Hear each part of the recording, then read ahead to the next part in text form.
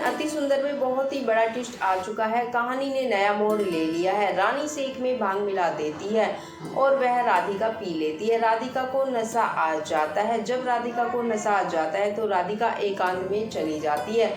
Office से आने के बाद दिव्यम भी वह शेक पी लेता है। दिव्यम भी नशे में आ जाता है और दिव्यम भी राधिका के पास चले जाता है और नशे में दोनों सच एक दूसरे को बता देते हैं। फिर दोनों एक दूसरे के करीब आ जाते हैं।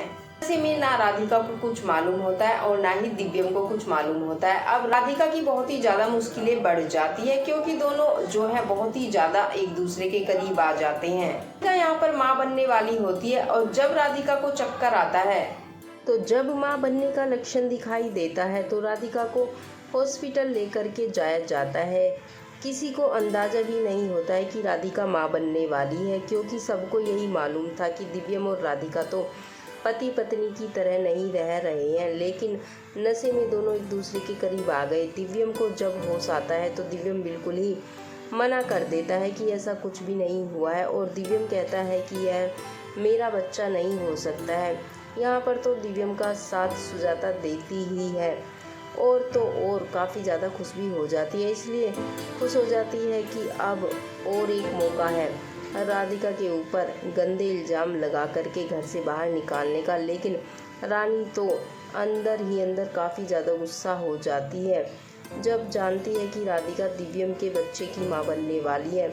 राधिका के सामने भी जब रिपोर्ट आती है तो राधिका का पैर के नीचे से ज़मीन खिसक जाता है। पूरे परिवार वाले रिपोर्ट देखकर हैरान रह जाते हैं। राधिका भी कहती है कि मुझे कुछ नहीं मालूम है यह सब कब हुआ, लेकिन दिव्यम और राधिका कहते हैं कि जब से शेक पिया था उस टाइम से चक्कर आ रहा था, नशा जैसे लग रहा था। रानी जितना दिव्यम और राधिका को अलग करने के लिए साजिश रचती रहती है उतना ही रानी की साजिश से दिव्यम और राधिका यहाँ तक एक दूसरे के करीब आ रहे हैं।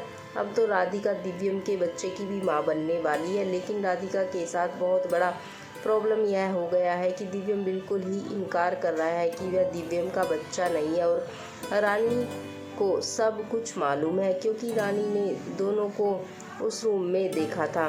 दादी कहती है कि राधिका यह सब कब हुआ और तुम दोनों को मैं कब से खोज रही थी, तुम दोनों कहाँ थे।